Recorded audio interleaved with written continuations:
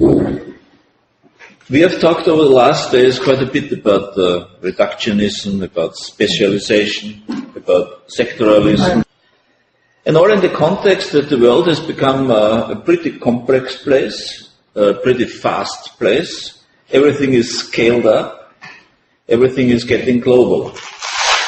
So what used to be 100 years ago a flaw in the system has become a systemic global problem. And there is more and more an increasing awareness that we are more or less facing systemic challenges and we need systemic answers to do so. We cannot just solve one problem after each other. We have to go to the problems, the root causes of the problems themselves. And I think this way from the specialization to the understanding, that we need to have a systemic view on the world is actually also something like a personal journey that many undergo. I guess everybody in this room. I personally certainly have this. I started out sectoral, and I have sort of learned to understand, that the world is better be understood if you look at it in a systemic way. And I think this kind of journey is also, also corporations undergo this kind of journey, but also organizations like NGOs and foundations. And just to give you the background to the project that we're going to discuss, which is a course, an online course and a real course about the new economic theory, to give you a bit of a background, about a year ago, I was invited by several foundations to help them map a way on how they could address systemic issues. Understanding that they had increasingly the feeling that despite the large amounts of money that they were spending year per year on projects, that they were in the end winning battles but losing the war. So, the question was then, okay, what is it that we would need to do in order to win the war? If you apologize this language. And the answer, of course, is we have to go to a much larger context. We have to go to a much more fundamental level. We have to look at what drives the different problems and crises. And that's where the process more or less started. The NGOs had a pretty varied kind of a background. This means they were dealing mostly with environmental issues, a broad range of environmental issues, from wildlife to climate change, but also with issues, with gender issues, with poverty, and so on. So the first take at this, how can we address systemic issues, was that I personally had the feeling, that we are actually looking at a matrix. When you look at the different problems ailing humanity, then clearly they are the result of the undertakings and the activities of human society. And human society itself is composed of human individuals. So, there is a kind of a structure, kind of a matrix. And the lowest level clearly is where the human being is. And there's something like a biological level, which is probably influencing our behavior, our activities much more than we think. This has to do with the way how our brain is structured, but it's also the way, how we react in our hormone system, where we have sort of reactive patterns that go way back more longer than the Stone Age. And at the same time, we are using not all of the brain that we could basically use. We are still using a lot of the brain that more or less has been developed in the time before the Stone Age, or, when agriculture was invented. So there is a kind of a layer, very difficult to access, but it certainly does exist. Above that is a cultural layer, because people form societies, and this means sort of they start interacting. And this is where you have a ritualistic type of a behavior, but this is also where you have your values set.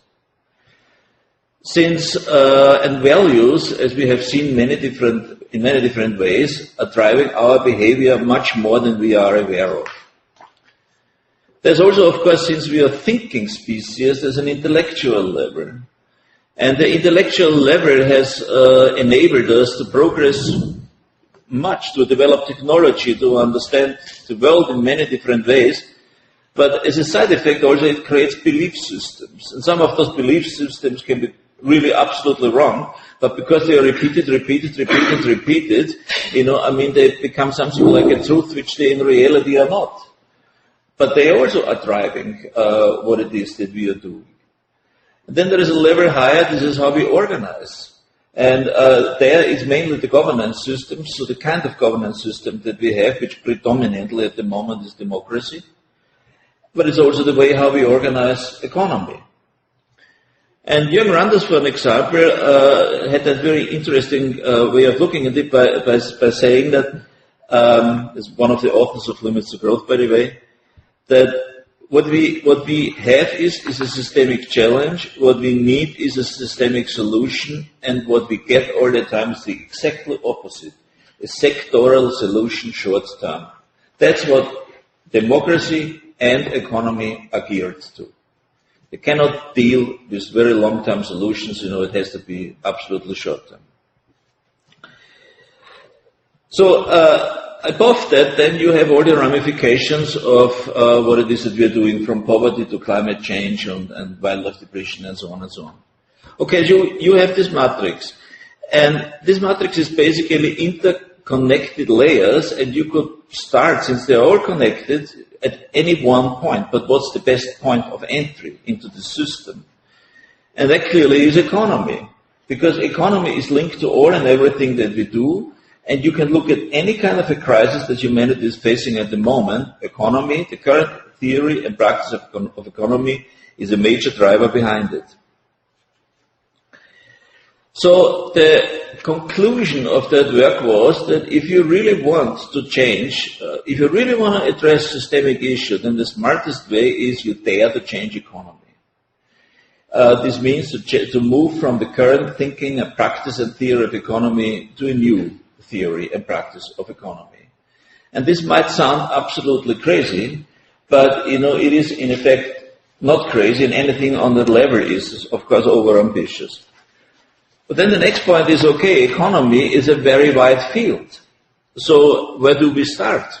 If you want to do something very concretely, what's the point of entry into economics? And there, when you look at it, you see that there is an enormous debate ranging in the area of economics. So the debates go about the GDP, they go about inequality, they go about tax systems, they go about the finance industry, they go about corporate behavior, and so on and so on and so on. So what's actually the best point of entry? Where could you actually focus an activity and use it in order to change economy as such? And there, of course, are certain areas that we have in this process outlined, which we considered very ambitious, but nevertheless, nobody has ever focused collective energy on any one of those points. And it might very easily be that we are already looking at low-hanging fruits. One of them certainly was what we have already addressed, is that to try to change the corporate law, so that you have actually each company is allowed to pursue objectives that are in the societal or in the community interest and not only in the shareholders' interest. That's one area. The second one is the GDP debate itself, where, GDP has been criticized since the 60s. That's a very, very long time. And it is still around. And not only is it still around, there is not one single politician who is not shy of using the GDP in whatever argument. Usually packed into the same kinds of slogans like, we need to do this and this, unleash the industry in order to create growth in order to create jobs. So, despite having so much criticism since the 60s, that criticism hasn't really gone very much into a larger audience. It's still sort of maintained within a very small group of people.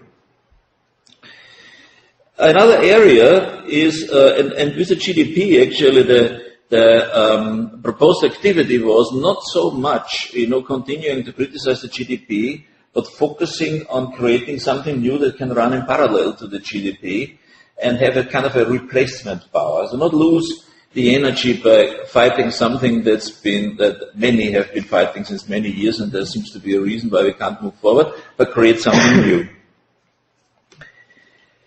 Another area that seemed to be important was to actually raise the fundamental questions behind economy, which somehow seem to have lost. There seems to be an inherent kind of purpose of economy to create money for fewer and fewer people. And nobody's really asking the question, what is it that we want economy to fulfill? And partly it's also because there has been this belief has been more or less created that economy is something like a natural science, like physics, where when you sort of drop a stone, you can measure exactly when it's going to hit the ground, and it will always do the same kind of a thing, because there's the gravity, there's the weight, there's all of that. But that's of course not with economics, which is more of a social science, but it has the aura of a natural science. So it is absolutely important to take that aura in way and to sort of question economy and to put that question out, what is it that economy should actually perform? Shouldn't be actually maximize the well-being for a maximum of people? Should it not be a servant to a maximum of people and not the other way around? So all those areas, could be low-hanging fruits. Up to now, the people have been shying away to tackle these kinds of systemic issues, and that might be a reason why very little has moved forward. The way how change works usually is always, as you've said before, most of the times you can actually lead it back to a single kind of a person, but that single kind of a person, usually if it doesn't have any followers, remains a nut. A loony person running around with an idea. The person needs to get followers. There can be very small groups. Those are elites. Those elites sometimes run around with an idea for a very long time, for decades usually.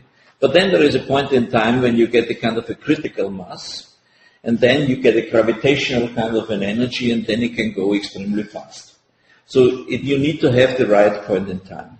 The question is it the right point in time to dare tackle such an ambitious kind of undertaking as changing economics? And I believe, yes, of course it is.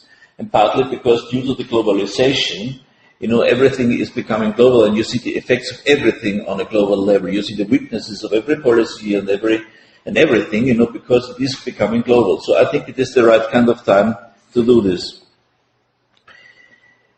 There was another point, interestingly, that turned up several times, and not only in the process with the foundations, it also turned out when we made a meeting, the Club of Rome, where we invited young people from all over the world to find solutions for the future, and education always came up, interestingly. One would think, everybody is happy that they're out of the education system, so why should they say education is important and we need to improve the education? But it also, in the process with the foundation, education turned up. It turned up in that particular way that they said there is so much new thinking about economy out there, but it's more or less buried in hundreds of books and in publications in a language that only an elite can understand. You've got to be read into this kind of terminology in order to really fully understand it. So, all is there, but it's not being taught. You go on a university and you get taught the old kind of economy because the teachers are old, the knowledge that they have, most of them is old, not everywhere. But that's by and large the impression that we sort of got reflected. And you go there on the universities and you get the old teaching being taught. So what is it that we can do to get the new economic thinking out? And there Gary and I came up with an idea that a perfect organizing tool basically would be to design a course that could be held on real universities, but that could also be held in an online version. And in this course, creating this course, drafting this course, would be a perfect exercise of getting all these different bits and pieces of theory and of debate and discourse into one consistent kind of a theory that allows us to more or less throw a gauntlet to the old kind of economic theory. And that's when we started drafting this particular paper that you all have in your hand, and where we have divided this in chapters. If anyone doesn't have, I have a... We have we have tried in a first go to more or less collect the different parts of the debate that would need to fit into a new theory of economics. So this is, I think, what we're going to debate. A second part would be that we then have to see what's the kind of tool that we need to produce in order to have something that we can disseminate. On the one side to a real university for a live course, on the other side in an online version. And then if you really sort of, as we said today, if you really have the grip on the new economic theory and you are capable of expressing it, let's say, in 20 pages and then in 10 pages, then in 5 pages, of course the number of different communication tools grows exponentially. Then we don't really have a problem. So the first step definitely would be right now, what I would like to discuss is a course like this, is this a proper way of getting the new economic thinking out into much larger audiences? What's the kind of audiences that we are actually talking about? Whom do we really want to reach? The third one is if we want to sort of draft a new theory, do we have the components as they are listed here as course chapter already? Is there something missing? Is there something that we should disregard? I think those are the few steps that we can move forward. Gary, maybe you, since you have written most of this paper, could you say something from your perspective? I can, but Karl, I thought your introduction was excellent and gives the real framework. First, something about the note. This note is in no way intended to be comprehensive, or maybe it was intended to be, but it's certainly not, simply because it was done on short notice as a basis for this discussion. So it's only, I would just take it as a suggestive outline of topics, and neither the order or sequence need be taken in any sense as concrete. But in any case, we want your thoughts and feedback on everything, but you need not hesitate, because it was simply as a first basis for discussion. I thought I could just mention one point, and that comes on the first couple of pages, and that is, I think it's important when we do this, contrary to some of the approaches, that we don't position this as a rejection of all existing economics, as if, they got it all wrong, and we have the vision, and we have the enlightenment and all. I think it's worthwhile, and it's true, first to recognize that if per capita GDP in the world has gone up by 12-fold in the last 200 years, that we've learned something about economic activity in that time, and the knowledge we've acquired has helped us do it. And we have to acknowledge, we can't one-to-one say this is what economic science is responsible for, and this is what technologies are responsible for, or education or all, but we have to acknowledge that economics has made a contribution to society, and we're only trying to go beyond it. And there are reasons for going beyond it, not just going beyond in economics, but going beyond in all the social sciences. One of them is because of the over-specialization that we have in our disciplines, in a world that is becoming increasingly integrated. It's not only becoming increasingly integrated, it's becoming increasingly complex. It's also becoming increasingly globalized. And most economic theory starts at the local level or the national level and has not evolved, like we were discussing, I think, this morning about employment, has not gone beyond that. In addition to that, economic theory, most economic theory, as most social science theory, deals with society as if it's static. It's a Newtonian conception. Whereas what we have today is not only a complex, globalizing, but we have society evolving very rapidly. And therefore we need an economic theory that's not just taking a snapshot at a static point in time, but that takes into account the evolutionary process, which is going faster and faster, and is attuned to reflect that process and the forces that are driving it and the impacts that it has and the influence of all other fields. And finally, something that we have discussed repeatedly and very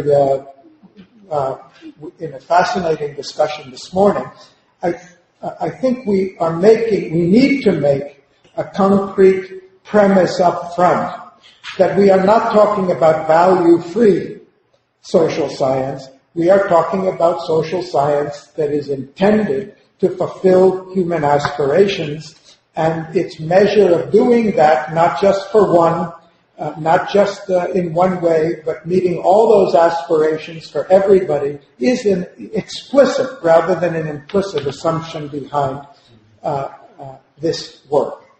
So I think that's all I would say as a general comment. If I just may add that the process with the foundations was actually successful. So this means that they have accepted this. They have sort of agreed that the best way to address systemic issues is by trying to change economics. They've created a specific funding pot just for that. And I have since then realized also that from those foundations, this understanding has spread to at least sort of or most of the European foundations. So when they meet the European funders group, we have been there once in December, then they are already talking also about the same thing. They're talking about how to sort of attack the growth paradigm and stuff like this. So there's a lot of movement in the moment. And what I've also learned through my contact with these foundations is that this feeling that we have to change something in the way how we spend our money is not only limited to those few foundations. It's a general feeling amongst foundations. And there seems to be a lot of movement, especially also in the United States, that the direction of the various portfolios are moving towards more abstract, towards more vague, towards more long-term, towards more fundamental types of an issue. Probably still sort of more activist-oriented than policy-oriented or research-oriented. But nevertheless, I think, that's an important step forward. So I think there is a real window of opportunity, not only a window that the time provides, and it is sort of time is ripe, actually, to introduce new economic thinking or to realize a project like an online course. It is also the right kind of a time because those people willing to fund projects like this have finally come to the point, that they understand they need to go into this more fuzzy and abstract and overambitious kind of a project if they want to achieve their aims. Okay. I hope everybody has read that. Can we have any kind of a reaction? General comments. Ian. Well, let me start with some general comments. I've got some specific ones as well. I think it's good that you don't reject growth theory and growth outright. I mean, I've been as critical of certain types of economic growth as anyone, but I would certainly defend economic growth has been central to alleviating poverty in 2/3 of humanity on this earth.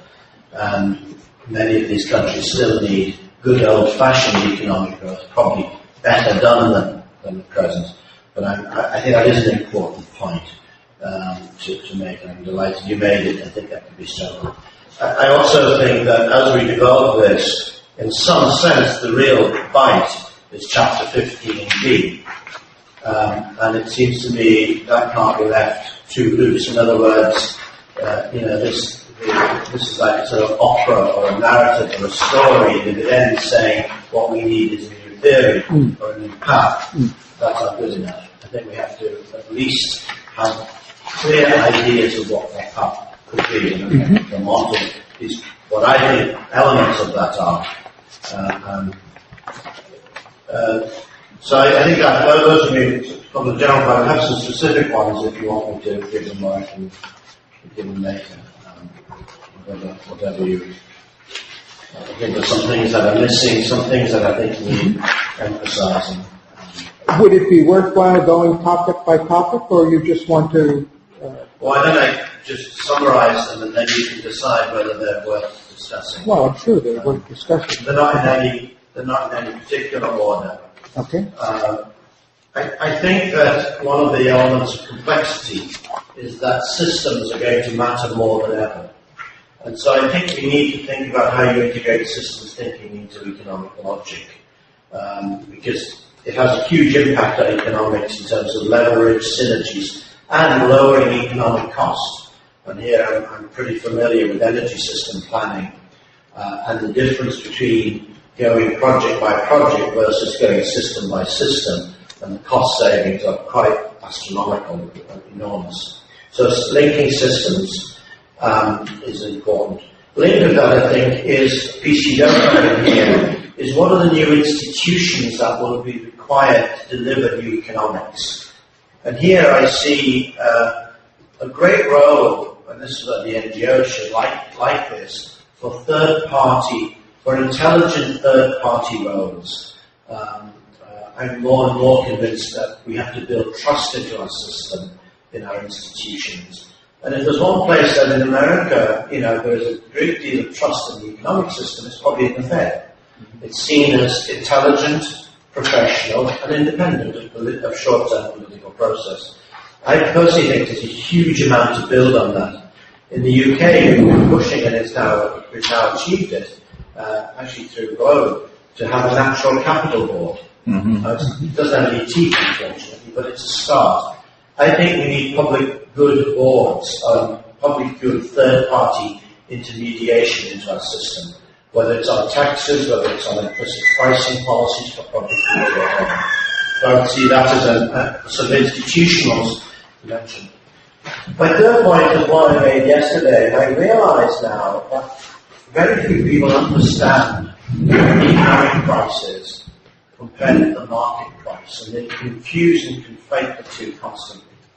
And it goes back to the most fundamental, simple stuff in economics that you get taught when you're 16, which we forget by the time we've gotten to 26 and disregard by the time we get to 36. And that is the economic price of a tradable good, a good import or export, is the border price plus or minus taxes and subsidies plus externalities. And in the case of a non-tradable, that is, let's say, electricity or energy, the long-run marginal cost, plus or minus taxes and subsidies, you net out taxes and subsidies, plus externalities. And in fact, that is the central cause of our major problem we have at the moment. And I was just running a number last night. I suspect if we run the numbers in Western economies, we probably find a distortion on labour is that we're overpricing it by between 200 and 300%. And if we look at capital, we're probably subsidizing it by 200 to 300%, which means that you're getting relative price distortion of enormous scale. Why do I say that? Just think of a wage rate and the income tax that you then have to add back in. If you take the wage rate plus income taxes plus social costs paid by industry, plus the cost of unemployment, or the net cost of unemployment, you come up with a very, very large taxation system of labour. So labour, if labour wasn't taxed, we would see a fundamental shift. If you take capital, which people forget is built up of two things. Natural capital, which is water is subsidised by massive amounts, energy is, other factors are. And if you add to that the the finance which funds the built capital has also been heavily distorted. You can easily see that the growing width between labour and capital is wrong.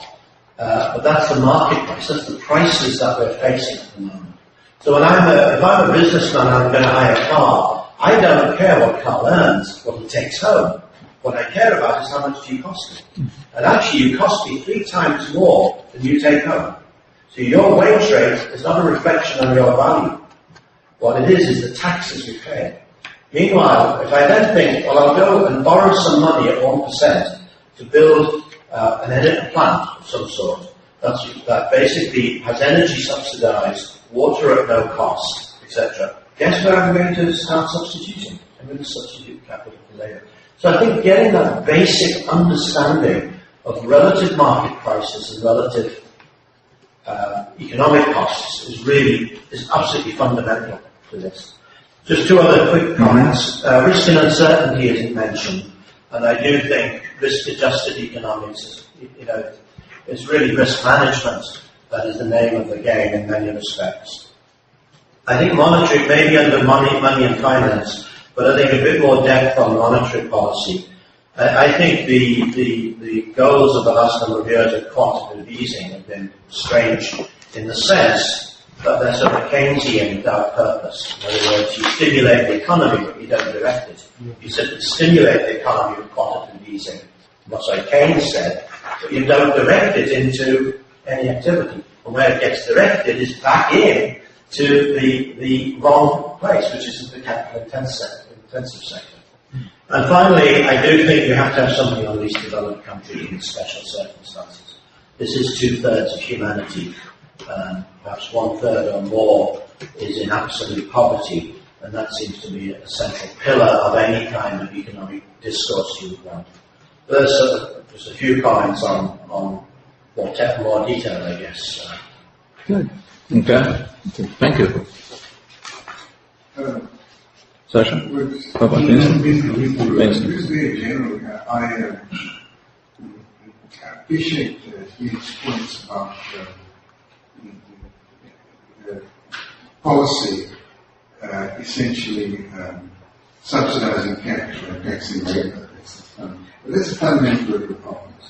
Yep. And that means that to just take that one important fact, you need to look at the way in which capital influences the regulatory system, or disproportionately influences the regulatory system. You can't avoid at least an adequate description of that, although I don't think we have this clearly in the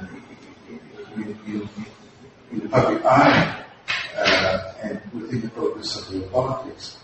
But my only fear is you can't generalize, but more and more one begins to see that the concentration of wealth via the capital sector has influence on taxation in ways that are really driving every other sector, and not only raising questions of fairness, but raising issues of dysfunction.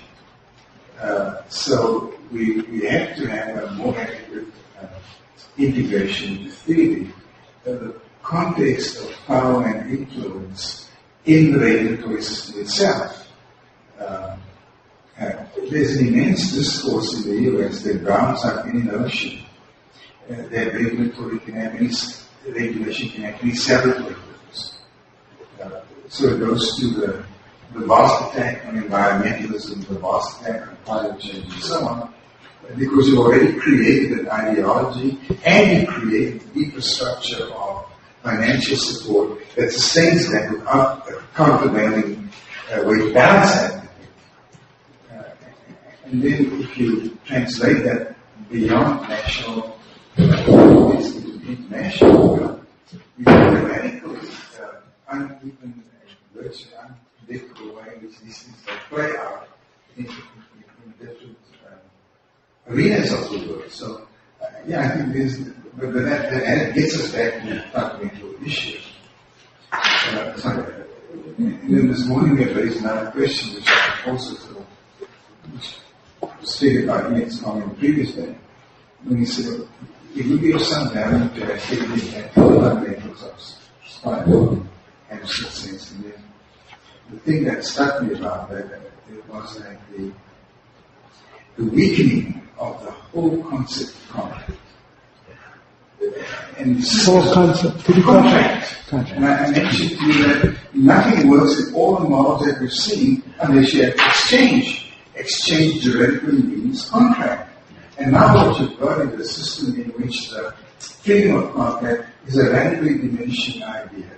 And it distorts everything else, as we saw in the housing crisis and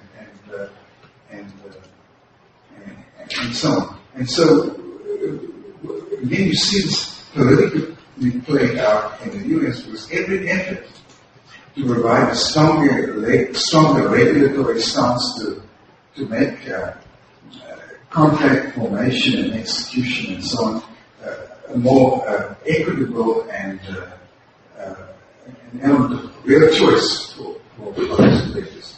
Is this undermined consistently with massive amounts of money there? I wrote an article. I couldn't understand why those sectors whose whole foundation of success has been based on freedom of contract should be freedom of contracts worth enemies. I just don't understand that. But theory seems to obscure that. Certainly in the law, it's hard to get any lawyer specialist who wants to raise those questions. It's unpopular. This is not contract if you raise these other questions, which are, I think, among the foundational elements of reasonable success. I think these are very important comments because one of the challenges we had is not even necessarily, quote, new theory, but is to make more conscious the fundamental foundations on which a successful social system, and the theory are based and always have been based. Yes. I mean, we've already gone from the Wild West at the national level and the local level and the robber barons to civilize and formalize regulation and law to create the prosperity we have today. And so if we can really understand better, not just talking about the Industrial Revolution as a technology revolution or an energy revolution, but looking at it comprehensively, the contribution of education, the contribution of regulation, law, and so forth. When we really understand what has enabled us to get this far, we'll see both the shortfalls, and we'll also see to a large extent it's because our laws at the national level and our institutions are only developed at the national level, but economy has now gone global, and we are back to the Wild West of deregulation, which we once had, or no regulation, which we once had at the local and national level. Just one other comment, and I think that again, you mentioned specifically contract, but I think because we're dealing with not just theoretical issues, but we're dealing with prejudices and social constructs and everything.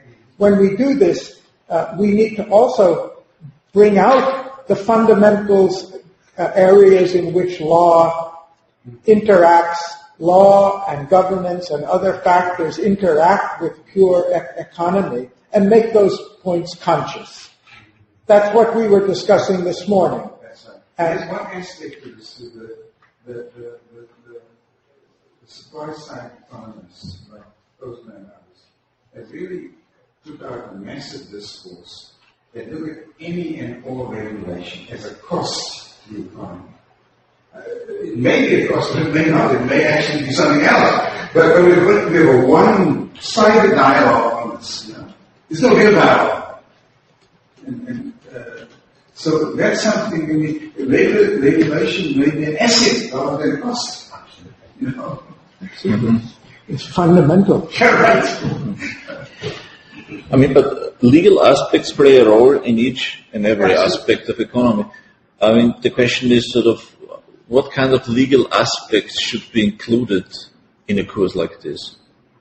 Well, I certainly think that one of the most fundamental things about any work in the economy, if it's successful, is the way it facilitates the exchange of goods and services. The exchange of? Exchange of goods and services. Okay. And contract.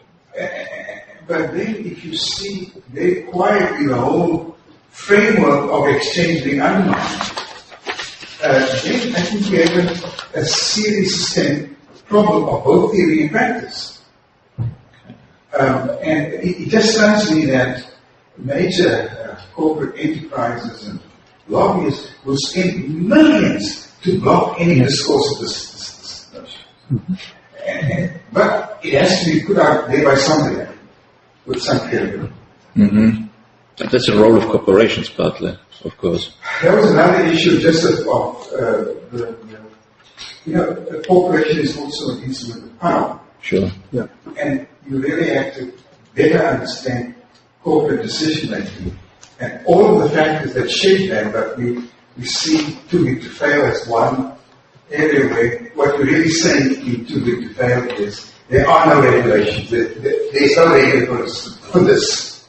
Well, we are related. What are related?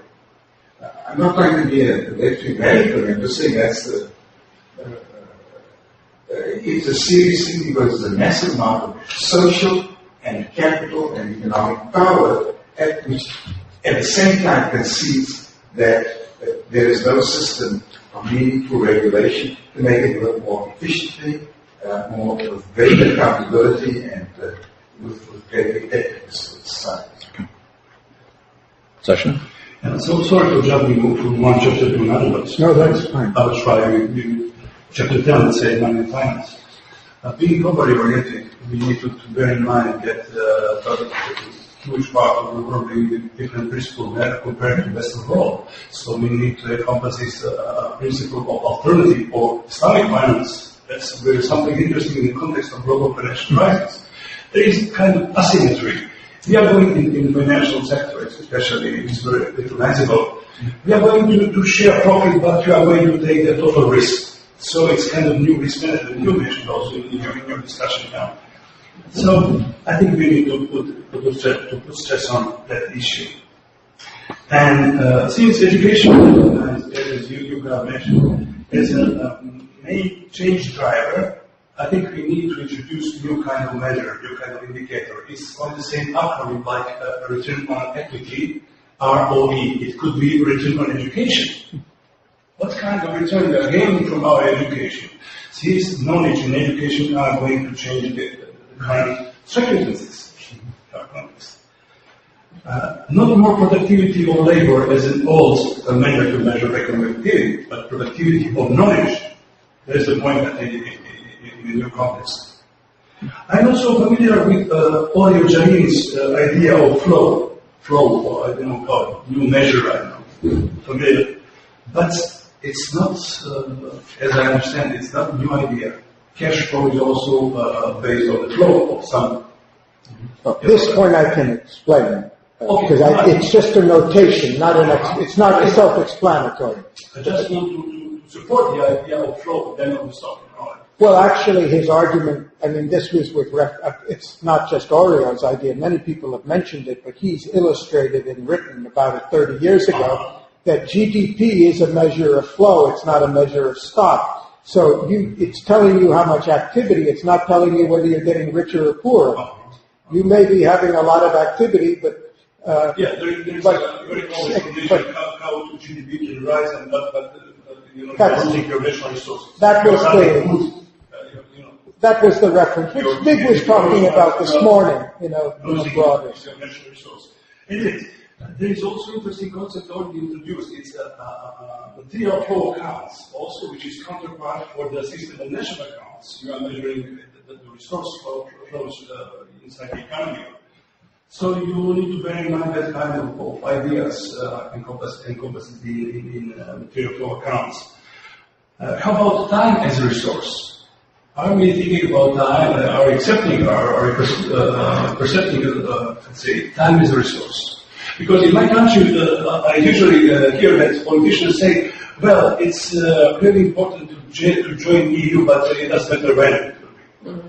If you are Olympic disciplinary, it's measure how Johnson, it's measure of time, how you can achieve something. Mm-hmm. So it's very important.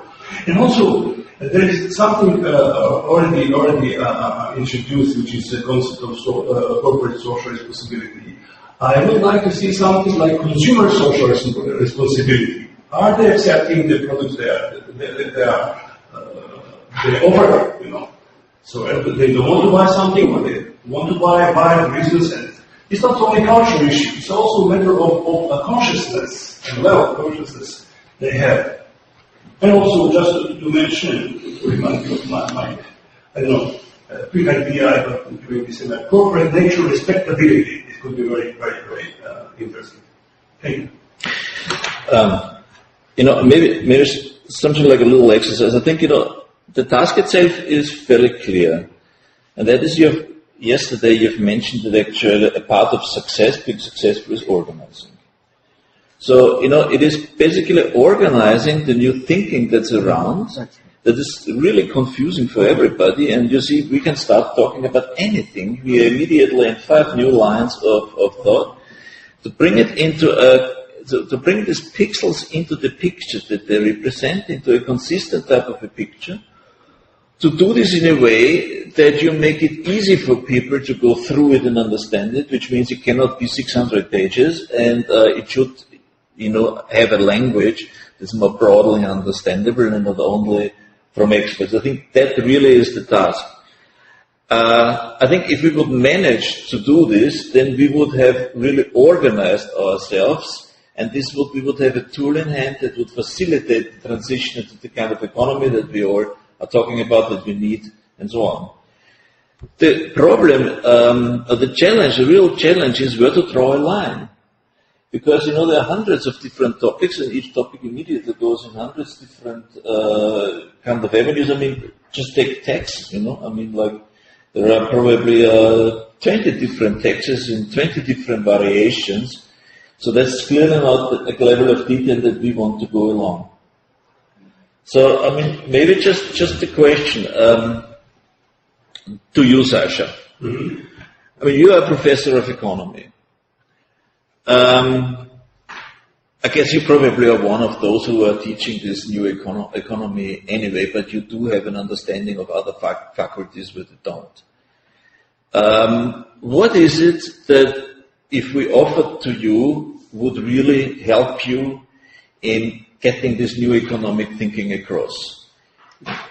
What would that be? You know what I mean? Yeah?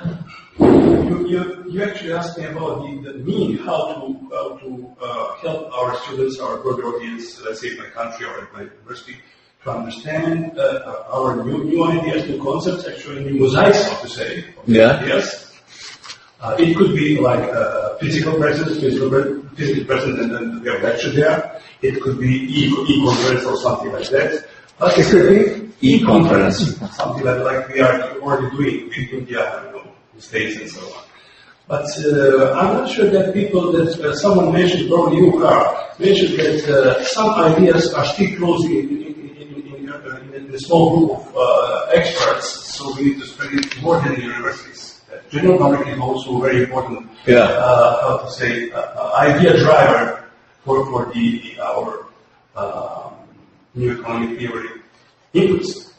So I think that's we need to share our ideas, and we need to in a way that could be more available more to our students. Let's say, but don't stop with the students community or academic community. We need to go further in our scope. Yeah. Okay. So I would like to invite you, or let's say Ivo, or someone else, just to present our course outline, and what will be their perception about the course outline. Is there any other issues or topics they want to add to that, or even give answers for that? Mm-hmm. Okay. It's very, very important, as you said. Yeah, well, I'm not an expert in the area, of course, and I apologize for maybe stupid questions, but sometimes even those can help. So I'll go a little bit to the basic. Maybe I am on answers.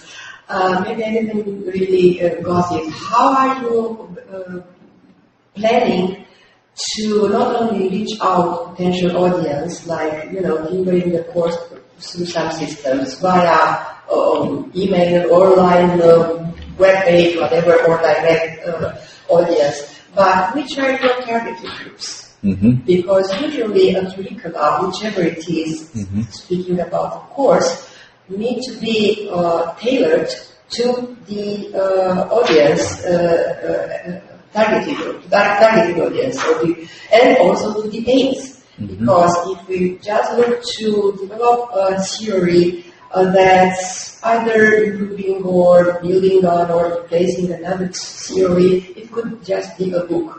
If the channel of communication is like sharing information and sharing alternatives and basically aiming to have people that will contribute to sort of changing things, to making a difference in the society, then it's a different way to address this knowledge, pass on information so that to reach those people that can make a change, not to the theory but into practice. And this means, first of all, of course, sharing information, but that it means to have it understood, accepted, and then having supporters for it, pleading further and determining the change, like in mentality, in behavior, and so on and so forth. So this is very important to not only build a course that would be as much comprehensive as possible, as simple as possible, but also to be targeted and aimed to the audience that could help the change, make the change, understand it, and then practice. Okay. So, which or to what this course will be serving, actually. Okay. First of all, the idea basically came up because people from universities said that there should be also the new economic theory being taught. Yeah? So there seems to be a kind of a vacancy, and they also said that a lot of the brick and mortar universities, they have sort of corporate sponsors who are not really interested in alternative economy being taught there. So that's the one part, to have sort of an opportunity to sort of teach the new economic theory. Getting this course together would be actually a way of organizing this new economic theory, which at the moment, clearly, we don't really have. We got bits and pieces floating around. But at the same time, there are different types of audiences, and I would not simplify it down to the lowest level. That's not the point. I think, when you make something simple, then you target always an audience which is capable of understanding something which requires intellectual thinking and partly also natural science understanding. So you sort of take the worst terminology out, but it still requires somebody who is capable and willing of thinking through it. And there, you've got a number of different types of audiences. One of them clearly is the whole civil society. Because whatever area you're working in civil society, you're more and more confronted with the need in order to understand economics or to talk about economics or to address economic issues. If you are in the poverty movement or if you're in the climate change movement, as you said, it leads back to economics. And what you need there is, and what you don't have, is something what I always call a joint working theory. And that could provide this. But equally, there are a lot of different people out there who would love just to understand more, to have the arguments in place, who feel a little lost in this whole world of economy, who have the distinct feeling or the proof that things are not going right, and they feel it, but they feel lost in talking about it because it's just, nobody's going to make the effort of reading 50 different books. And to get that together in a story, in a narrative, or whatever you want to call it, which takes some brain, it takes some will in order to go through it, I think, that would absolutely enrich the debate. Yeah. So this is the audience that I'm talking about. I think it's also the same like in a globalized, in a networked world, you don't have an audience like the car drivers anymore. A person that I've been describing might be your neighbor and certainly not your lawyer, maybe, who is not interested in stuff like that. Yeah? No pun intended. I have one dilemma we would like to share with you. So are we going to produce and then afterwards to sell to the broader audience, the general public, something which is a real new invention, as a new economic theory, or we are going to collect different ideas in one mosaic, which like a lot of different quests for change in economics, which are directly or indirectly connected or related to economy as a field of activity. So if someone is thinking about new economic theory, it's like someone is going to sit like a philosopher and the expert, and he is going to produce new ideas and something which is going to change our everyday life, And then there's a group of people, people, and then are we going to collect different quests for change from different fields, and we are going to expand economy with non-economic issues, disciplines, and points of view. This is my dilemma. Mm-hmm. And it's very basic, I don't know. Gary? It's a separate. No, wait. I want to share it with you. It's a pretty good question. You see, Gary and me, we are basically starting from two different directions. Walking there. Gary starts from assembling the elements for a theory that we could call a new economic theory. It's not the only unique theory. It is one economic theory that sort of includes all the different kinds of things that everybody's talking about, partly anyway, the externalities, what is real wealth, and so on and so on. Just to get it together so that it fits together and that we say this is the kind of an economy which could deliver the kind of a society that we want and that we also need. I personally start to look already from the product in the end. I'm trying to understand it from the product in the end. Something that I have in hand, that I can reach out to people, where I can change something and so on. And it's within this kind of attention that we are trying to move closer. So what we are doing at that moment is that we are assembling the bits and pieces of the universe, of this kind of universe, so to say, and then we sort of need to prioritize it, and then we sort of need to bring them in a certain kind of an order. And then there is unfortunately kind of a process where you have to go through the individual types of items and explore them and see how they are interconnected.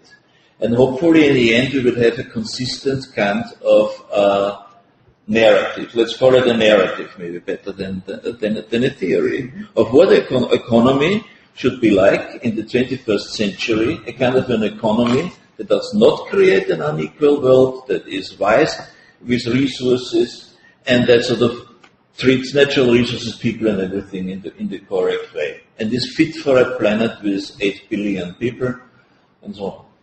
Great. Yeah? Great. That's how I see it. So I do think we need to be clear, are you looking to new economic practice versus new economic theory? New economic theory has within it a depth of intellectualism. It's a different journey, I think.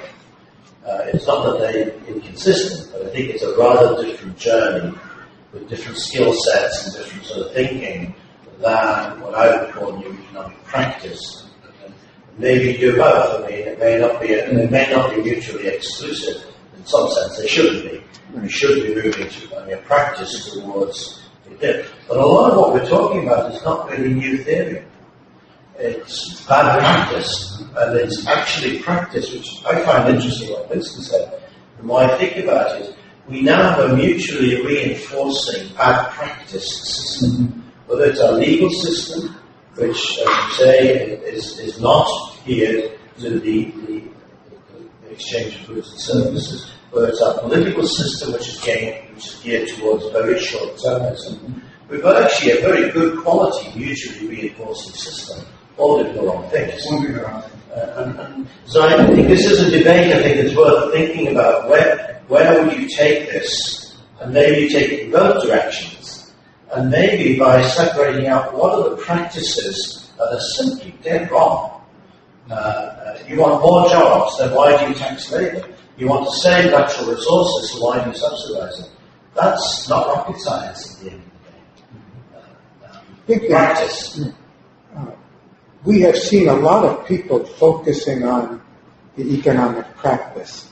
And somehow, because the way the current theory is being interpreted, even if that's not really the fundamental intention, it's being used to reinforce the status quo. And that's led us to the conclusion.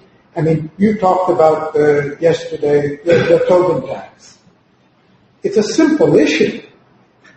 Is speculation really helping create real wealth and promote the human welfare or not? And if it's not, why don't we just change the tax structure?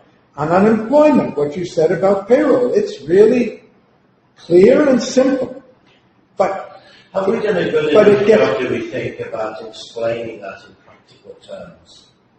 Well, that's a question I ask myself a lot. I mean...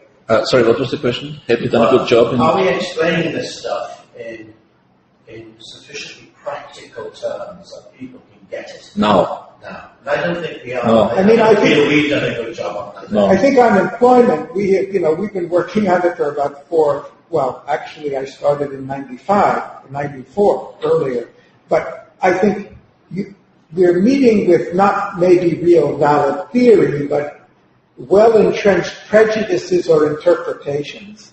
So whether this is, what extent this is really new theory, or this is a restatement of economic theory in terms that leads to the right conclusions, I don't care, one way or the other. But I think, so we have in our New Paradigm group, World Future Council.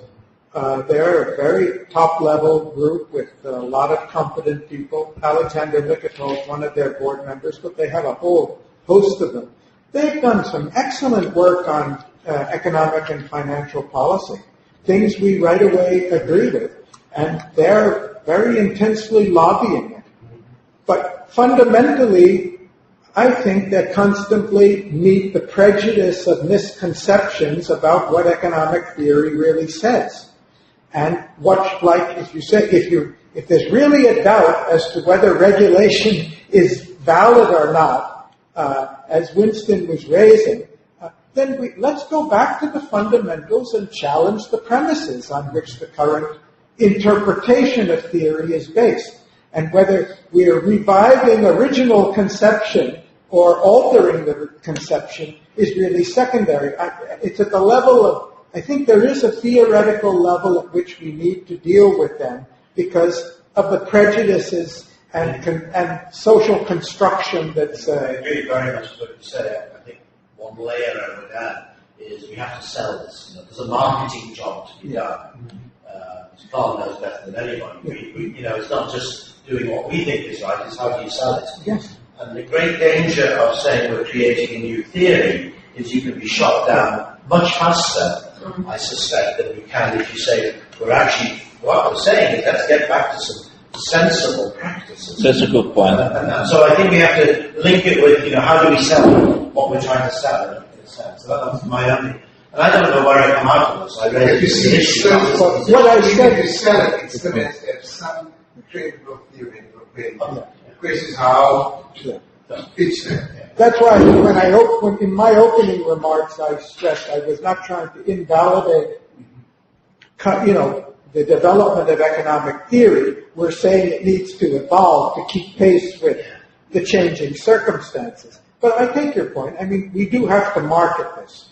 But I don't think we should understate, we shouldn't say, okay, on theory we're all agreed. We're not agreed in the interpretation and understanding of what the theory really says. First, I apologize. I came almost at the end of this discussion. Obviously, it's just thoughts that come sort of just listening part of the story. I was impressed by two words, first said by Sasha and now re-emphasized by Ian. Selling with this, okay? Now, what does it mean, selling? It means that, for instance, we want to have a course, let's say, on, let's call it whatever, new economy, right? Use theory or not, in practice. Now, when you look again to draw the analogy to physics, Planck came in the year 1900. There were no courses in any university called the quantum theory.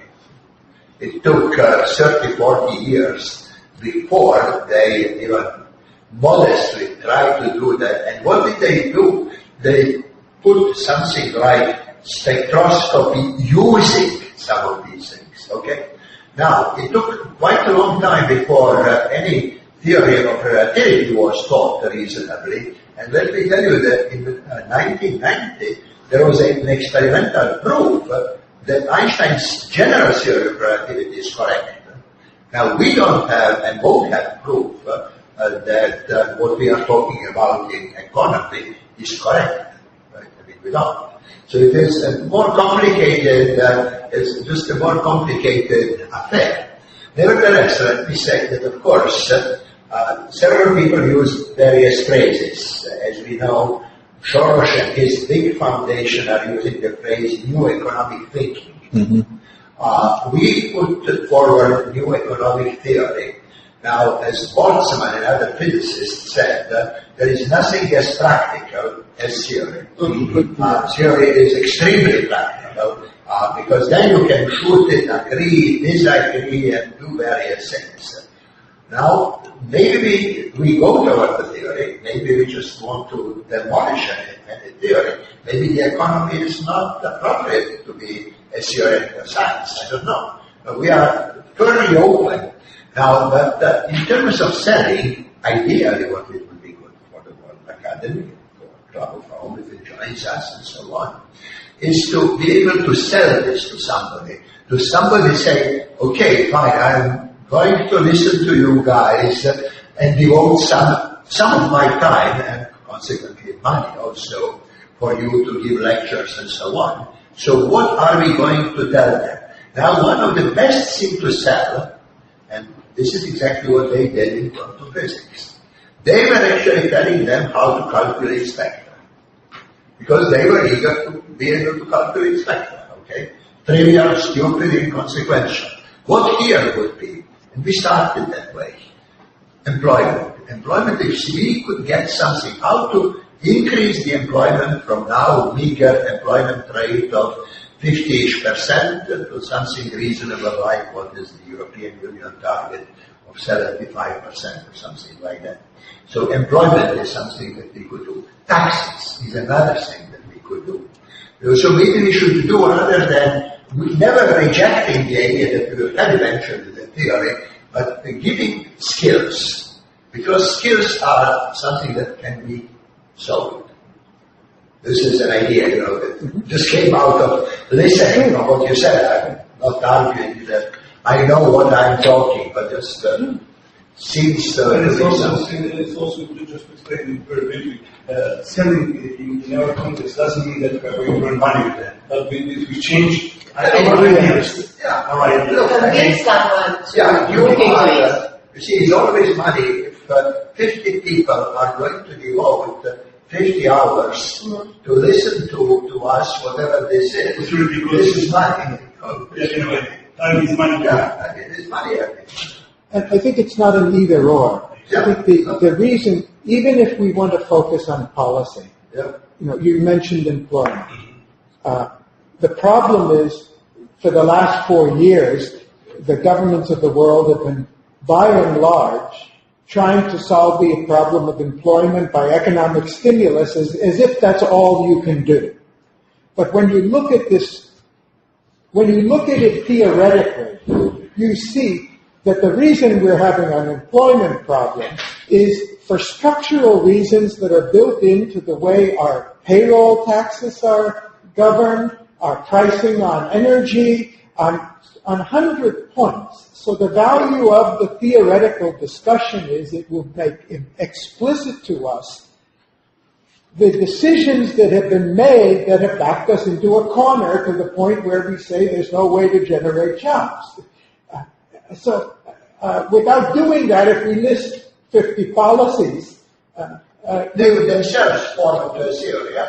They'll list into, we'll have to justify them by the theory anyway, in order to say, why are you talking about these things why are you talking about contract law when you're only interested in jobs? We have to see that the result of unemployment is a result of decisions we've made, values, conceptions we've had, or interpretations we've had at dozens of points. So we want to increase the degrees of freedom we have. We want to be conscious of how we have boxed ourselves in. So if we want to change that and we don't have the results we like, we know all the decision points at which we can act. We talk many times about holistic ways of looking at everything is interlinked, complex, and so on and so on. But I think, in order to sort of make people understand, we also have to show how it is interlinked. And there are a million different types of debates around, and everybody is a little bit lost in it. So what we would be trying to do is to have something like an executive summary of what a lot of people are saying. And of course you have to draw the line somewhere. This means you cannot go into a certain level of detail where suddenly everybody starts to disagree. But there are certain kinds of fundamentals where there is more or less a basic agreement. Everybody talks about externalities and stuff like that. And those elements, bring them together and see how they are interrelated, how they're interconnected, how basically this kind of wrong economic policy is driving unemployment, the inequality. I mean, just to bring it all together and to show, where it is that we should go. Because again, the majority of publications is limited to complaining how the world is and to criticizing what goes wrong. And the last 10 pages are then devoted to how we could make it better. And what's absolutely missing is something which is a shining light, a light tower that guides a ship in the sea. That's what we are actually missing.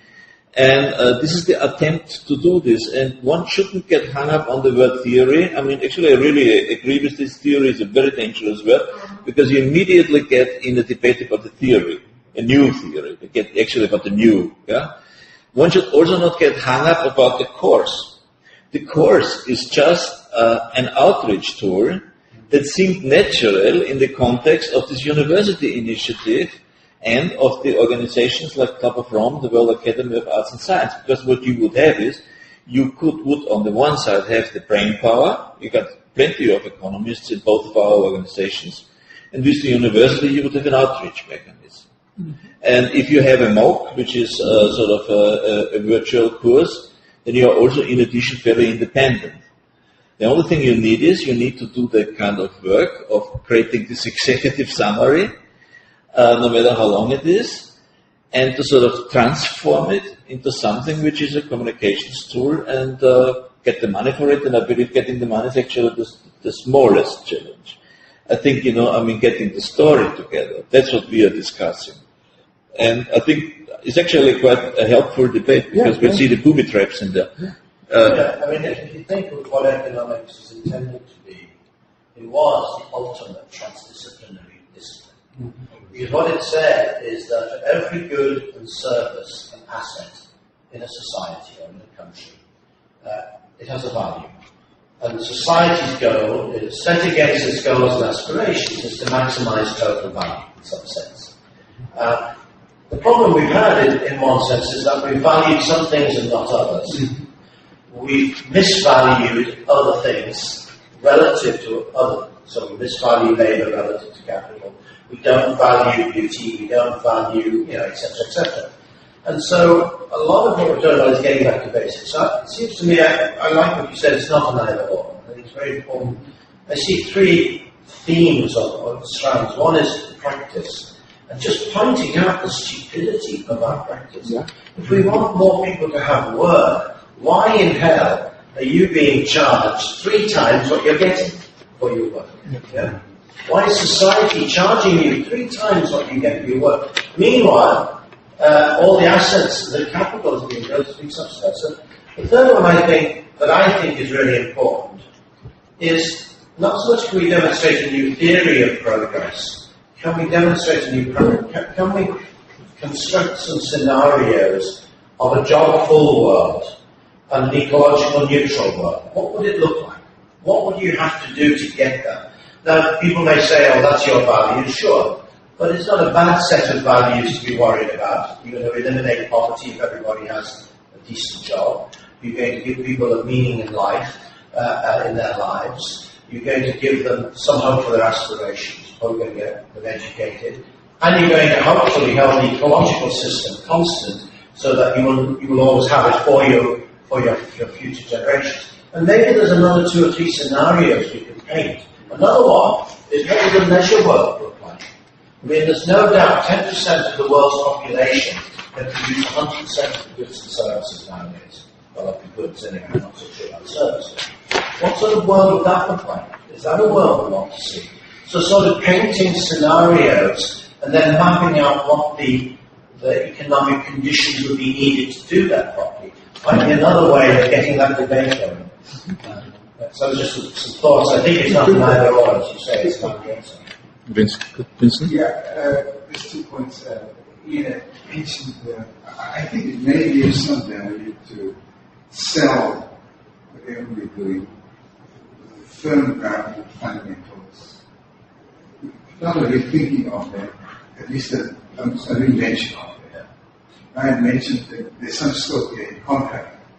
But I also think, and I'm guessing a little bit on this, that one of the areas that relate to the foundations of economic property, which is a legal construction, overtakes value and points. One of the interesting things about at least legal assumptions about property is its stability and its state. It has to be in order. But this is an absolute lie when it comes to practice. The whole point is that property is one of the most dynamic institutions and changing exponentially. If not through patents, the creation, then it's certainly in the area of the financial markets where the creation of derivatives and a whole range of new property. Some of it inexplicable to lawyers and others, like the way in which they create property out of mathematical logarithms and equations. And yet people are buying and selling things they don't understand. You know, so I think what we have is, in fact, the reality of property is that it's dynamic. Mm-hmm. It's dynamic because people invent things and they register patents and trademarks. And now in the financial markets we've created these derivatives, a whole range of things that hardly anyone, even in the market, understands. Mm-hmm. But I think here we could make a really contribution. Rooting whatever we do in those fundamentals, where in the context of contract, I like to say, go back to classical values or legal values, and in property where we clearly have to recognize that the property isn't what we think it is. Mm-hmm. Mm-hmm. Okay. Turn around the question.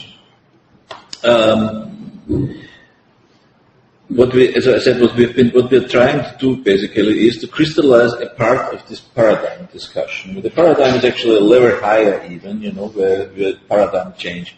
And here what we're talking about is a paradigm change within one area, which I believe is probably the most important area to address, which is the economy.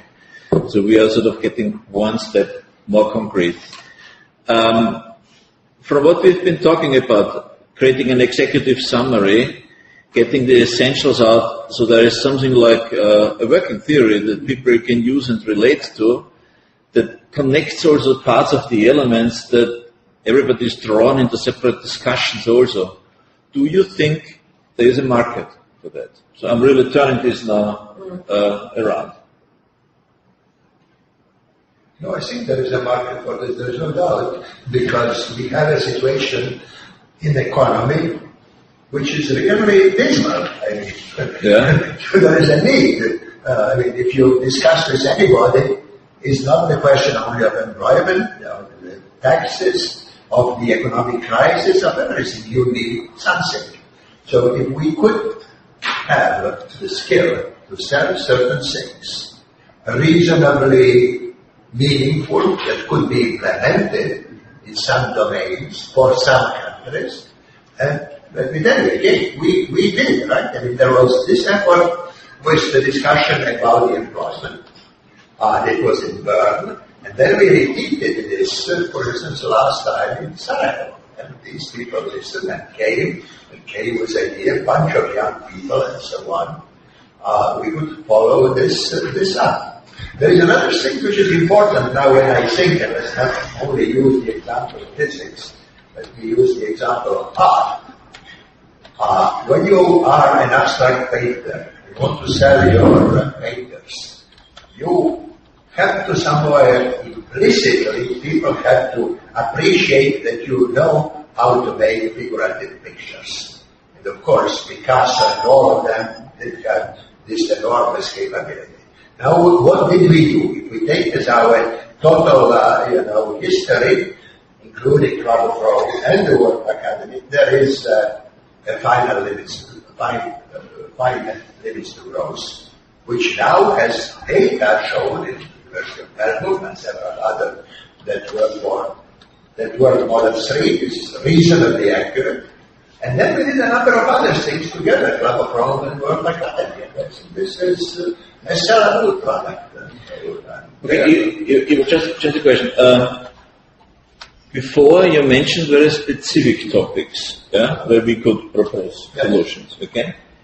But they all are linked together, and they need a reference frame. And you are also talking now about this reference frame. Okay. All the time, because you see, we should, as I said, sell something very concrete if you can, but never refrain from going to the final shape, quantum theory of everything that can explain everything. Because this is what we need. Obviously, you can't. One of the basic assumptions that we had, both in the club and in the World Academy, is that things are interconnected. You cannot solve the problem of employment without solving all the other problems. The problem of law, the problem of property is typically the problem of law. Yeah. We discussed that yesterday. I think you're absolutely right. We need to find a mechanism to sell. But it doesn't have to be so rooted in abstract theory or practice. But I certainly think that maybe there's a line here of praxis. Yeah. Where you have your theory sustained by the practice, and then there's a whole market of practitioners who want to see, what happened here. And then, if you want a further explanation, there's a theory that people have suggested that you can rely on to get a better and more sophisticated explication or roadmap if that's where we want to go. So I think Ian's right, we need enough of the concretization of it there, which we could call practice, but we also need to align that as neatly as we can with theory. They go side by side. Right. Mm-hmm. Yeah. I think I'm saying the same thing. I would start with the undergraduates and the intelligent general public. People who are interested, concerned people. And I would target those, but I wouldn't lose sight that the evolution of your story and of your roadmap could lead indeed to challenging the intelligentsia. I think it's dangerous to challenge the intelligentsia too quickly. Mm-hmm. But this, I think we've got enough evidence, we've got enough understanding to challenge undergraduates, general intelligence, or intelligent general public, and at the same time start creating the space for a more serious dialogue with the intelligentsia. If you do too quickly into the intelligentsia, you could be, the rug could be pulled out. Mm-hmm. The other thing I would say is we've got to be cautious on the marketing on a couple of fronts. One, that we're not seen as Luddites, that we're not seen as, oh my God, all this bloody capital, it should be thrown out of the room. No, we're saying, hey, we're just saying it's good. We're just looking at good economics. Mm-hmm. Right? Let the chips fall where they may, but let's look at what the real cost of labour is and the real cost of capital. Mm-hmm. And we're saying let the chips fall where they may. We're not saying, oh no, we've got to start a banner against capital, and so, because I think that's a danger. Similarly, I would say what happened yesterday. We can't be seen as the new Marx. No. This is this form. Yeah. So I think that's what I would do. It's not an either or, as Gary said, but I would go through the undergraduates, which I think this would appeal to very much, and sort of intelligent. I'd like to take a bit more further because I think the target audience has to think that whatever else is there, there's something there that is that augments their own self-interest in some way, and it broadens their own way and election toolkit for hopefully going in that direction. So we have to show that it's not just a critical urinating on the past, but in fact it's a targeted self-interest that collectively all of us can invest in. Okay. It's good that we have more or less a common understanding, that it's valuable to have something like this, because interestingly, it doesn't exist in that form yet. I think what exists is largely extremely specialized, and it exists in many different bits and pieces. Right. The second question is, we have now sort of, we don't have to use the word curse, but we have tried to sort of summarize the various topics that we think ought to be addressed. And you want to say something? Yes, we wanted Okay. general remarks. Okay. Just first you and then sort of the question. The question is, we have come to that point that we have sort of listed now 15 different kinds of what we call chapters. And the question is more or less, where do we go from here? Do we have the feeling, like we should actually leave some of them out, or add a few more, and so on and so on. But, Johann, please. No. Okay. Yeah. I think in this case I will try to look as if I were a student, because I'm always in this interchangeable position, so I can easily identify and actually looking now, for example, in Croatia or even broader Balkans, how it would come to the audience. There is a strong interest in these topics, I have to say, and I think this can be used in a good way to present something. But people that are interested in these issues are very critical, one thing. Second, they have a certain political and socioeconomic experience. And if you come, I know that my position always is, and I know that a lot of people who are one of the good ones to think about these things will have a position. Where does it actually come from? What is the theoretical standing that this is coming to me from? And I think in that issue, we have to be, now looking from your side, from the side of the presenter, one has to be very careful how you actually, if this is what we call fundamentals, how do you position yourself theoretically in relation, if you want Marx, if you want Smith, if you want Ricardo, if you want neoliberal economy, if you want different strains of streams of liberal economy, you have to be more clear. Once you get to the ground of these issues, which, for example, Croatia will be very soon, you have to be clear where you stand. Otherwise, you lose the credibility right away. And I think this is an issue, maybe not to call it economic theory, but you have to be fully theoretically aware where you stand and how you actually relate this, what you want to present, to the existing theories. And this is what I miss actually here. In one way, it's a great idea. But once you start digging into it, I get lost. Where do we head? What do we have? What is it to come out of it? I don't, somehow it's trying to be full of content, but just to say, I don't want to split through. If we are willing to accept the dialogue with the different topics and having a certain just value framework for something that is more humanistic, I would say, then it can be more accepted. But once you want to input something, there are much more questions. And then you have to be fully, so to say, grounded. But if you are more ready for a dialogue, then you also have to be prepared for these different interests of groups and their different standing. And of course, having worked as a researcher, this is a good way. You can get a lot of input, but then you also have to be aware of what can come up in the discussion and what are the issues that can come in. So in one way, if you go out, you have to be more concrete what you actually have in your hands. Okay, I think, we've discussed it on a small level a couple of times.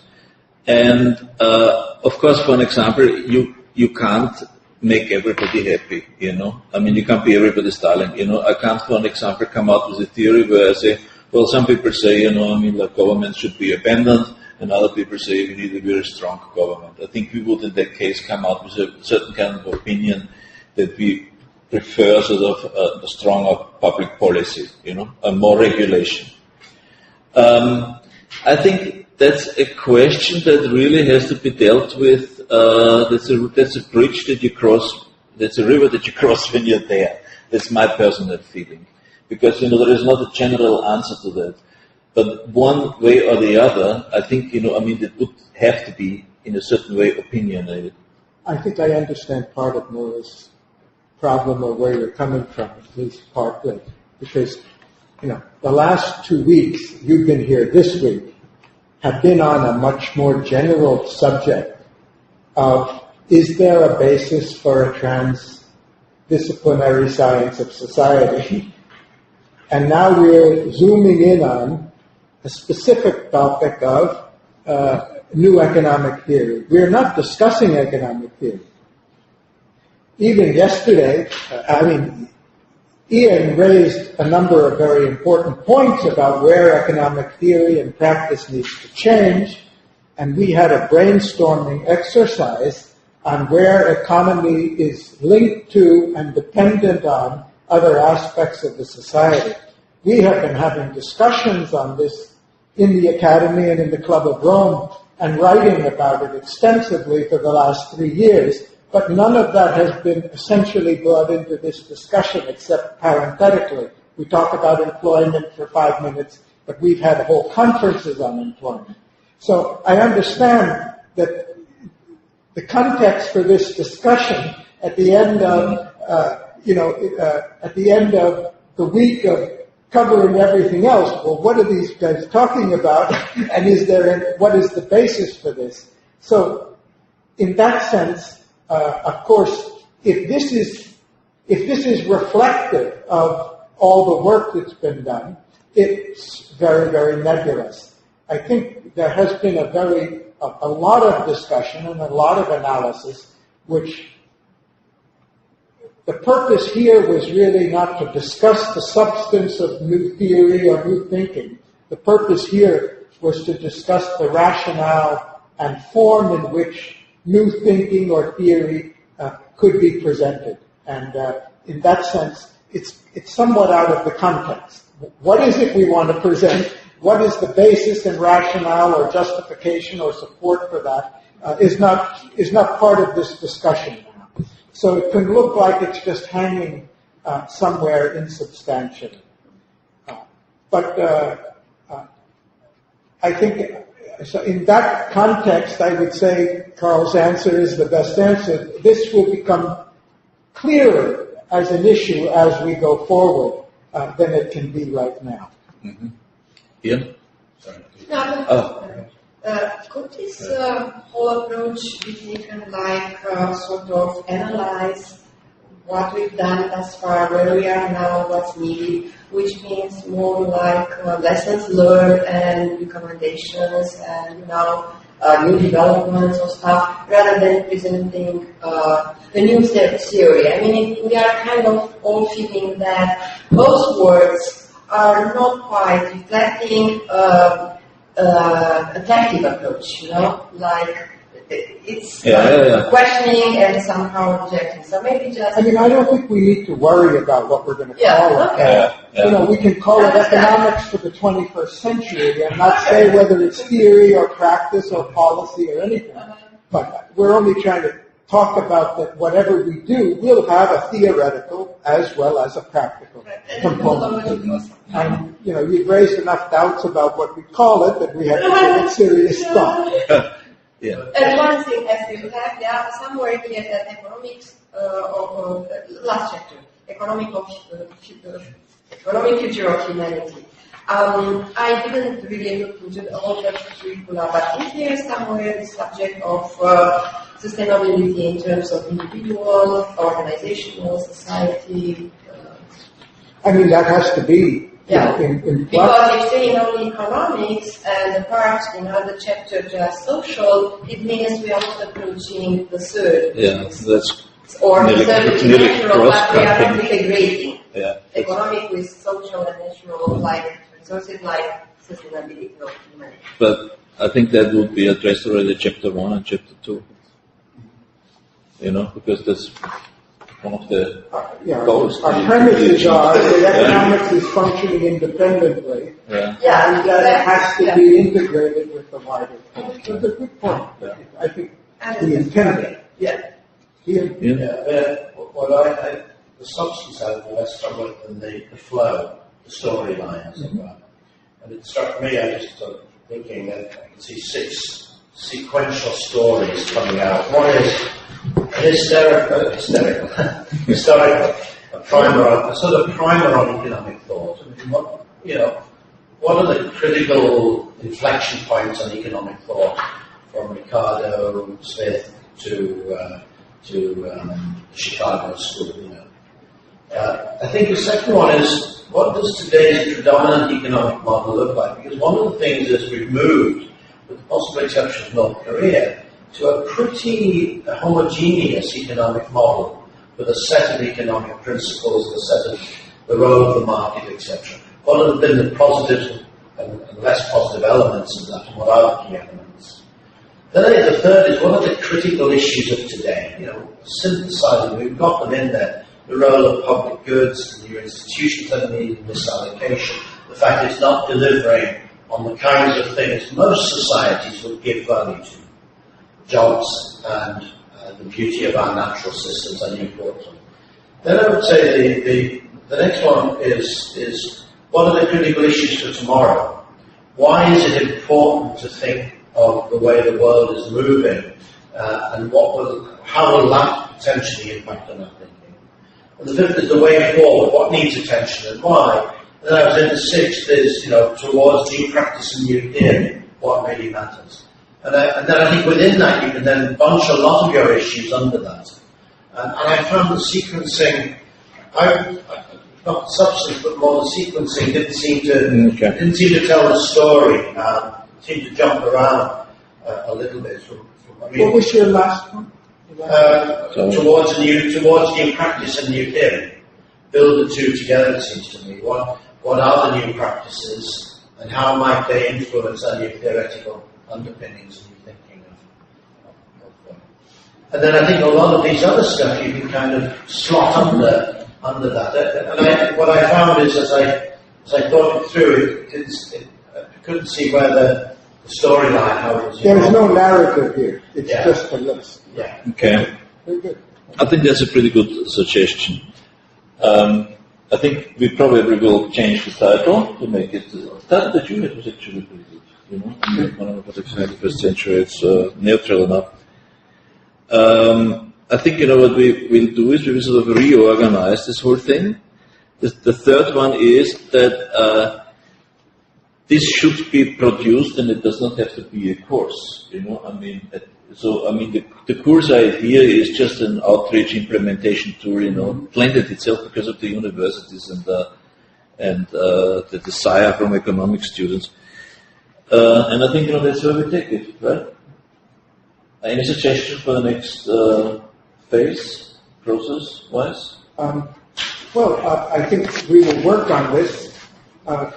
Ian, I was suggesting that we try to organize whether we could find some time for a small group in Mexico City. Court will be there. Bob Hoffman, who's online now, will be there. And maybe where do we find space? If you can help us find some space, Graham will be there, and whoever else, where we can have a further discussion. And then we've got Almaty coming up on November 5th to 7th, And we have the option of trying to take some of these ideas and build them into the agenda. So we can take particular topics and actually discuss them in more detail as part of that conference. And we need to give some thought to how we can modify the agenda so that it can be a direct contribution to the people who are coming there can be contributing to particular questions, and you gave 6. Any of these 6 could actually be topics that we take one topic and brainstorm on it for an hour and a half or 2 hours, and from different perspectives it will help us develop further ideas. Sorry, I didn't want to jump in. I just wonder maybe what I can actually contribute, and it's the basic value part. And I think just one thing, probably you already had a huge discussion about identifying these values. I think at this level, looking at what we discussed also here, the big problem with inequality and distribution of wealth, and the question of liberal economy, giving complete freedom to the individual, of using all the resources, the possibility to actually make its own interest and go for profit. I think if we want to go for human values and then trying to give a chance of realization of human values and human development, which is a very liberal standing, but at the same time we want welfare for all human beings, and as it says, the choice compatible with the welfare of the entire collective. I think the big issue that we have today in still mostly dominant liberal economy, that is predominant at the global level, is the question of responsibility. Actually, how does an individual, as we were talking about the needs, once it satisfies those needs, once it reaches a certain level of wealth, how does it actually be responsible for something more than his own good?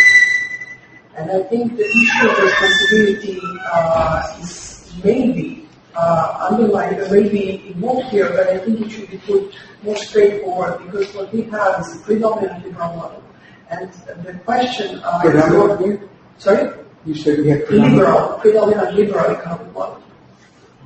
And the problem with it is actually precisely that the individual, not all, but of course particular individuals, can behave very easily to go so far as to be as rich as one whole country, or even more countries, and it's happening today. So where is it the moment that the individual can say that we have to question? I mean, if that is what we want from a new generation, to actually question ourselves, what is the moment when I reach what is good enough for me, and that I can actually completely stop thinking about my own interest, and it is the interest of the other. It is what Bill Gates or people that we brought up at a certain level reach on their own. Some of them do, some of them don't. But it is after a long way that they become so rich that actually they are completely bored of doing that. And they start thinking, okay, maybe I should give something to poor country or someone with a health problem or something.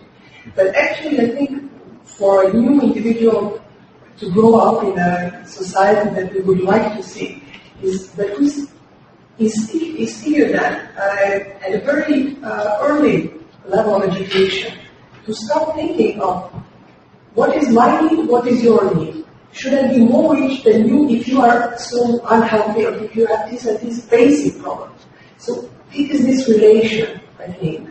And I think if that's the idea of these values, which I think it is, to have a more stable, harmonized society, global society, for all people in it, then I think this level of responsibility and this relation of me, you, my wealth, your good, is something that we actually need to have really more strength. Mm-hmm. But by the way, thank you for reminding me that actually whatever we are trying to produce should not be prescriptive, It should be not sort of, this is how the world is, period. I think, it should be built on questions. Because you need to people need to make up their own mind, and you can only do this through question, not providing an answer, and the person didn't even have a question. So I think that's what the beauty on limits to growth was, that somebody asked the right questions. I just want to suggest a few again that they're not on chapter 6 of Welcome to Creation. I would insert into that something about the relationship of our creation and new property forms. Chapter 6 of it? Yes, right. Because that's a big issue. Yeah. And then on chapter 7, you were certainly new property forms you were talking about. Creation of new property, the new forms of property. Yeah, what are you thinking of? Well, I'm thinking about the financial markets where you create derivatives and logarithms and whatever. And then maybe we don't fully understand the creation of property through patents and trademarks and so on better than we weigh them, but I think those are among the most dynamic things. Correct. We should know them anyway, I think. And then on social and economic power, I think you should have a reference to regulatory costs and benefits. And then on corporate on economic power, we should have some better appreciation of the role of the corporation as an institution of effective power as well, including a better understanding of the changing forms of internal control and regulation, which may tie in with corporate responsibilities. I think that's effectively. And then finally, on chapter 12, public policy, I would public policy as well as private sector decision making. Because you talk about public policy, I think a huge amount of progress to be made if we had better private sector decision making. So those are some. Okay. Thank you. In my sense, in the future, we will not be able to easily distinguish public goods and private goods. There will be hybrid. Absolutely. And we have got a system of private goods. Right. Okay, yeah. Okay, I think I can already see there's going to be a difficult birth, but potentially very beautiful baby. Probably is not pressed with this, but at the international level, there was an effort to suggest that for multinational corporations who tend to operate in a regulatory landscape, that there should be some set of corporate ethical principles. Yeah. I think there's a big role to those things because they permit the industry to regulate itself, particularly in a complicated political environment. But I think we should explore that. I myself worked on this question in the late 70s, early 80s on corporate responsibility and investing in partnering. There was a big debate about whether there should be any either internal. In fact, Posner and his fellows attacked the idea that the corporation should have an internal policy that limited itself in investment. On the basis of the equator principles, the problem is you need a regulatory system that punishes when you. And the problem with principles is they can be ignored at no cost. And we have good principles. The equator principles, I think, are very, very good. It's $50 in the World Bank when I was there. And I think they're pretty good. But the problem is, it's voluntary. And, there's no mechanism that punishes people who don't abide by them. Well, sometimes you can have a mechanism like this that can be infused into the culture of business and so on. It's a longer term element of compliance. But it's important that sometimes the best form of getting people to do what's in their own and other people's self-interest is that they self-regulate themselves out of being imposed by coercion from the outside. And that's the area that I think could. Did you read the book, The Corporation? No, I'm thinking about it, but I'll take no time. And there he lists an example of a company that signed just about everything that you could sign, from indigenous rights to climate change and I don't know what. It was Enron. Well, there are others who have taken it serious. Huh? There are others who have taken it serious. Yeah. Very often in developing countries, it's the local companies that are the most abusive of labour. Not the multinationals is a small part of their revenue. Okay. Well, I'd like to thank Karl very much for leading this great session.